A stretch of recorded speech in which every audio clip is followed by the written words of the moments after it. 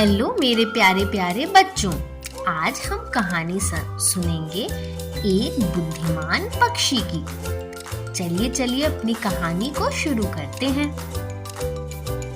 एक घने जंगल में एक बहुत ऊंचा पेड़ था।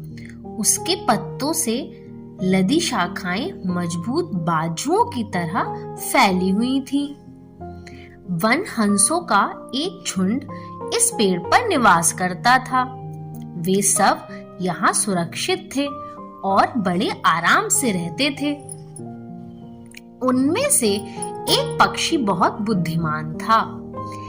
इस बुद्धिमान पक्षी ने एक दिन पेड़ की जड़ में से एक लता को उगते देखा। इसके बारे में उसने दूसरे पक्षियों से बात की। क्या तुम्हें वह लता दिखाई देती है? उसने उनसे पूछा। तुम्हें इसे नष्ट कर देना चाहिए। इसे क्यों नष्ट कर देना चाहिए? हंसों ने आश्चर्य से पूछा। यह तो इतनी छोटी सी है, हमें यह क्या हानि पहुंचा सकती है? मेरे मित्रों, बुद्धिमान पक्षी ने उत्तर दिया, वह छोटी सी लता जल्द ही बड़ी हो जाएगी। यह हमारे पेड़ पर चढ़कर उससे लिपटती जाएगी और फिर मोटी और मजबूत हो जाएगी। तो क्या हुआ? हंसों ने पूछा। लता हमें क्या हानि पहुंचा सकती है? क्या तुम्हें पता नहीं? बुद्धिमान पक्षी ने उत्तर देते हुए कहा, कोई भी इस लता के सहारे पेड़ पर चढ़ सकता है। कोई शिकारी भी ऐसा कर सकता है और हम सबको मार सकता है। फिर भी ऐसी जल्दी क्या है? हंसों ने कहा। अभी तो लता बहुत छोटी है।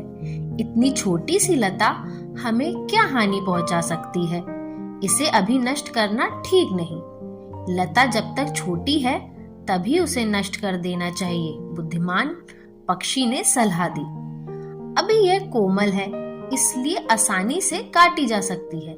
बाद में यह सख्त हो जाएगी तो इसे तुम काट नहीं सकोगे और फिर किसी दिन यह हमारे अनिष्ट का कारण बन जाएगी। अच्छा देखेंगे, पक्षियों ने उत्तर दिया। लेकिन उन्होंने लता को काटा नहीं। वे सब बुद्धिमान पक्षी की सलाह को भूल गए।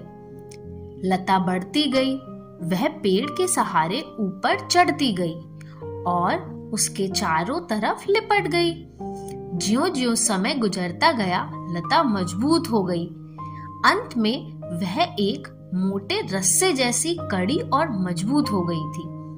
एक सुबह जब वन हंसों का झुंड भोजन की तलाश में बाहर गया हुआ था तो एक शिकारी पेड़ के पास आया। अच्छा, तो यह वह स्थान है जहां वन हंस रहते हैं, शिकारी ने अपने आप से कहा। जब मैं शाम को घर आए तो मैं उन्हें अपने जाल में फंसा लूंगा। शिकारी लता का सहारा लेकर पेड़ पर चढ़ गया। उसने बिल्कुल ऊपर पहुंचकर अपना जाल डाल दिया और फिर जल्दी ही नीचे उतर कर चला गया। सांझ पड़े हंस घर लौटे। उन्होंने शिकारी के जाल को नहीं देखा। ज्यों ही वे अपने घोंसलों में जाने लगे, जाल में फंस गए। उन्होंने जाल से निकलने के लिए बहुत हाथ पैर मारे, मगर सब बेकार रहा। सहायता करो, हंस चिल्लाए। हम शिकारी के जाल में फंस गए हैं। ओ, हम अब क्या करें? अब इतना क्यों घबरा रहे हो? बुद्धिमान पक्षी बोला। मैंने तुम्हें पहले बहुत समझाया था कि लता को काट देना चाहिए, मगर तुम लोगों ने मेरी एक ना सुनी। अब देखो उसका क्या फल हुआ।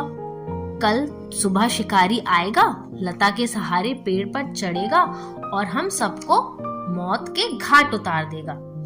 हमने बड़ी मूर्खता की। पक्षी रोने लगे। हमें अफसोस है कि हमने तुम्हारी बात उसी समय नहीं मानी। हमें क्षमा कर दो।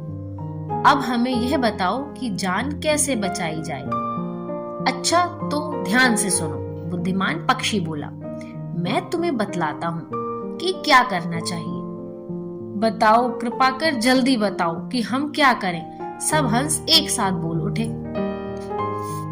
जब सुबह शिकारी आए, बुद्धिमान पक्षी ने कहा, तुम सब ऐसा बहाना करना जैसे कि मर चुके हो और बिल्कुल चुपचाप लेटे रहना। शिकारी मरे हुए पक्षियों को कोई हानि नहीं पहुंचाएगा। वह हमें घर ले जाने के लिए जमीन पर फेंक देगा। जब वह आखिरी पक्षी को फेंक दे तो सब जल्दी से उठकर उड़ जाना। सुबह शिकारी पेड़ के पास आया और लता के सहारे उस पर चढ़ गया। उसने जाल में फंसे हंसों को देखा।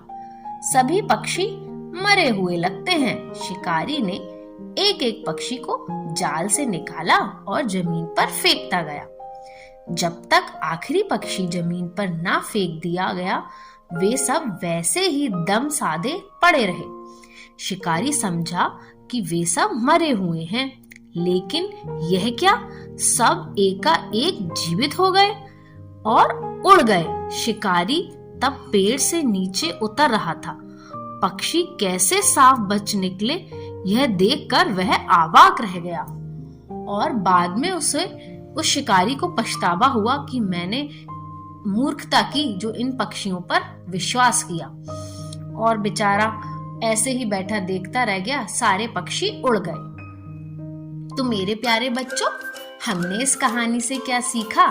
हमने सीखा कि अगर हम बुद्धिमानी से काम लेते हैं तो हम अपने कठिन से कठिन समय में भी अपनी जान बचा सकते हैं और अपना काम पूर्ण कर सकते हैं। तो हमेशा उस बुद्धिमान पक्षी की तरह हमेशा बुद्धिमानी से काम लेना चाहिए और धैर्य से, और हमेशा मुस्कुराते रहना चाहिए। चलिए अब इस कहानी को यहीं समाप्त करते हैं और मिलते हैं एक नई चटपटी सी कहानी के साथ। तब तक के लिए टाटा।